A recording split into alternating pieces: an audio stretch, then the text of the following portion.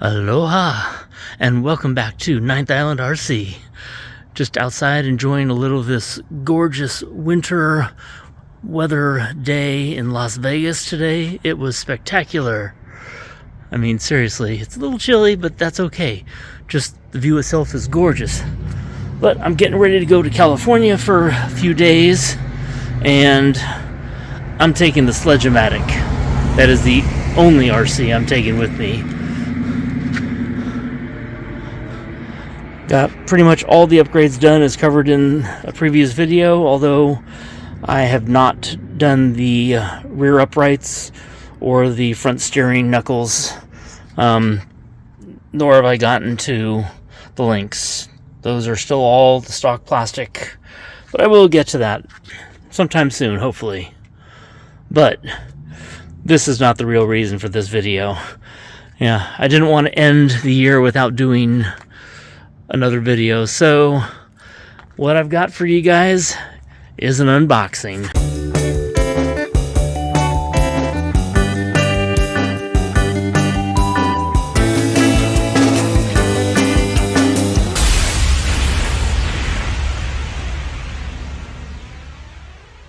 All right, as I was talking about, what I've got is an unboxing today. And today's unboxing is of the just recently announced and just released RC Atomic MRT EVO. This is not the regular EVO, this is not the regular MRT. This is the new EVO, which uses some parts from the original MRT, but from what I understand, the front end as well as the rear end are redesigned, or could you say from different models. I believe like the rear end is actually part of the MRZ. I'm not 100% positive on that. Let's get into a little unboxing here and see what we got in here. Now, as most people know, when you're dealing with Mini Z 128 scale RCs, there's no instructions. Why are there no instructions? I mean, well, seriously, look at the size of the box.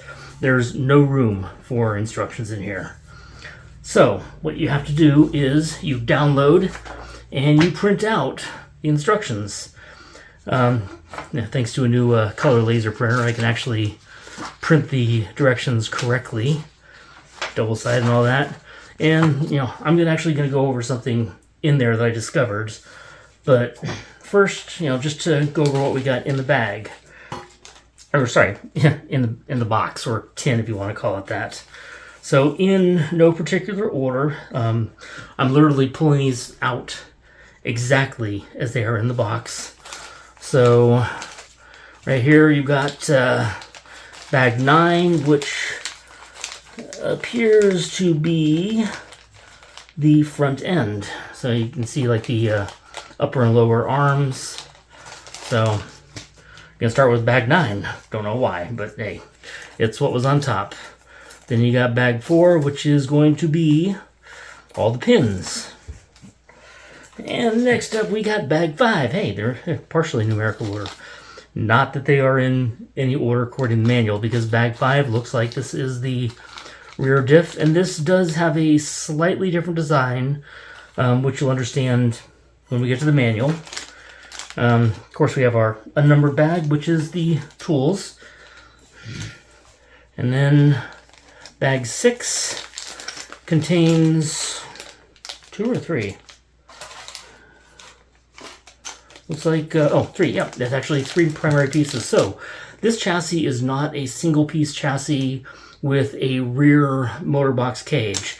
This is actually going to use a carbon fiber front, a carbon fiber rear, and then it has a brass, what they call the brass bridge. Sorry, almost almost said something wrong there. And there are some other parts in here, not sure what they are, but that is basically the chassis. After that we got bag 12, which looks like probably the battery hold down and also probably your pinion. And just gonna move these up a little bit just to make sure we got enough room here. Bag 11, we've got the shocks, and probably also, yeah, so it's going to be the front shocks, rear shocks, and also the, oh, maybe not. Actually, this may be the whole rear spring setup, because this looks like the front shocks, not counting the springs. Bag 1. Then move over to bag 8, and this looks like the front axles, and a bunch of shims, and a bunch of balls, and rod ends. Then we go over to bag 7, and this is going to be most of the motor mount. And you notice something a little different, that it's got this center section, because this is actually going to be in the center, and it's using a 3-gear. You know, it's not a straightforward direct drive. It's, you know, basically a 3-gear, so be a little different. And then you got bag 3, which is your bearings, and also part of the transmission setup. And then, of course, bag 2, which is all the screws. So that pretty much covers, that's everything that's in the box. What we do have is the manual. Yeah, you can see you start by obviously working on the center diff, or, well, the rear diff, which is in the center. And you'll understand that when you get to here, when you're working on the rear plate, and then you're installing the rear bulkhead, and you can see that it's basically placing it into the center. And that's going to be because the main gear, it's actually driving out drives, or, you know, rotating out drives, is going to be in the center. Like I said, it's a little bit of a different design than most other rear wheel 128 vehicles. Now, for what I wanted to talk about real quick is we jump up here to step 26. And we're going to start with step 25 just real quick, so you can see where you're mounting the brass bridge to the front chassis, and then you mount the rear chassis to the brass bridge. The reason I'm mentioning this is because this chassis, this car, can be set up to 4 specific wheelbase lengths: 90, 94, 98, and 102. And how that is done is through the screws that you see here in step 26, attaching through the rear chassis plate into the brass bridge.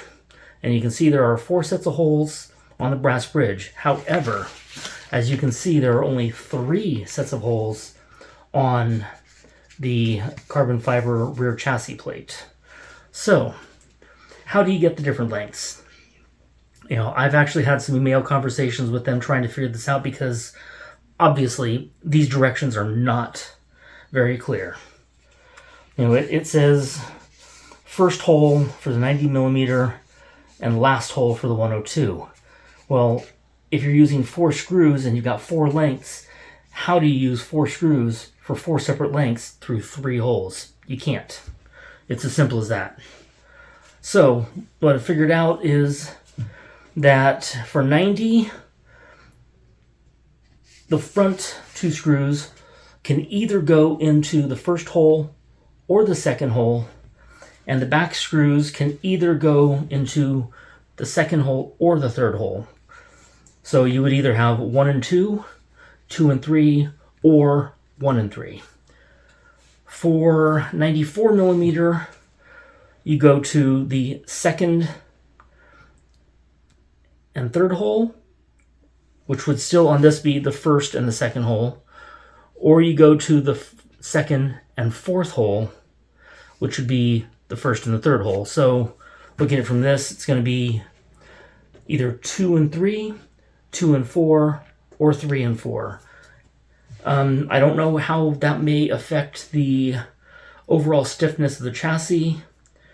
You know, if you put them into the first 2 for each of those 2 lengths, it may give a little more flex. If you put it into the last 2, it may be a little less. And if you're doing separating by an even greater distance, it may be more stiff.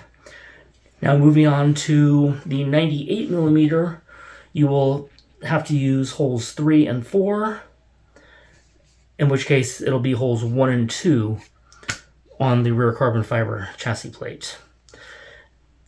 The trick one is 102 millimeter because, unfortunately, because the rear chassis plate is only 3 holes per side, in a way you could say they lie. Because you're not going to use 4 screws. You can't. Because the front 2 screws have to go into the 4th hole. Those will be the only 2 screws that attach the rear chassis plate to the brass bridge. Yeah, I don't know why they did it this way. Since this is actually lower, they could have done a 5th hole, possibly. I don't really know, but I'm thinking they possibly could have done a 5th hole. So just so anyone who is considering this kit and planning on doing a 102 millimeter wheelbase length, just understand that that is going to be the one and only length that, in attaching the rear chassis plate to the brass bridge, it will only be held in place by 2 screws, not 4. Now, as you can see, they've got, here is your upgrade parts, 01A, 01B, up through 12. Now, I've gotten a few of them, only the ones that I truly feel are a necessity or something that I'm just very curious seeing how it affects. So, as usual, getting the front spring set so that I can play around with the stiffness of the front springs, that is a definite necessity. That is upgrade part 9. Upgrade part 5 is the rear toe mount. It does give you, the first one that it gives you in the kit has 0 degree, and then maybe it's 1 degree. And then you also have an option of 2 degrees to toe in, 3 degrees, and 4 degrees. Honestly, I think 3 and 4 is a little bit excessive, so I went with the 2 degree one. As for the body mounts, the kit includes standard plastic ones. I opted for the aluminum ones. That is going to be upgrade part 4. For the outdrives, the standard outdrives for the rear are just a basic plastic. And so I opted for upgrade part 10P4. I'm not sure that.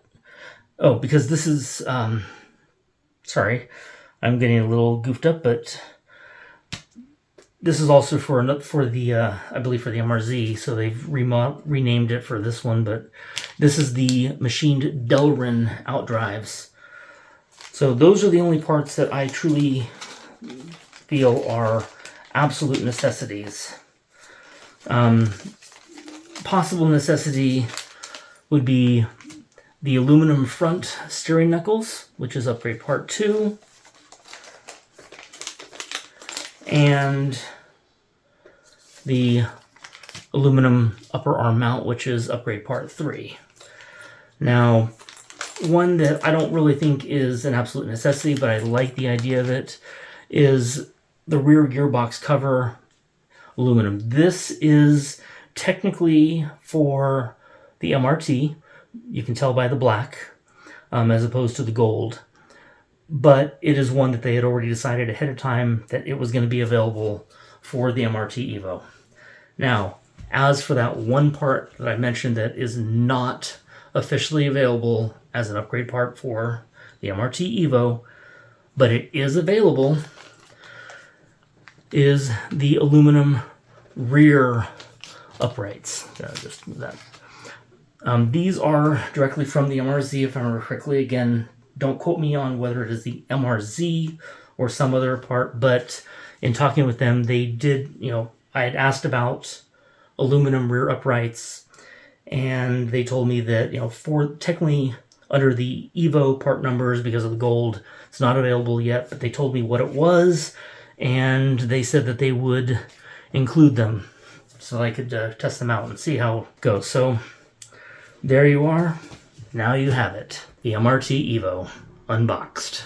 Mahalo, and until next year. Have a happy new year and hope your holidays were enjoyable.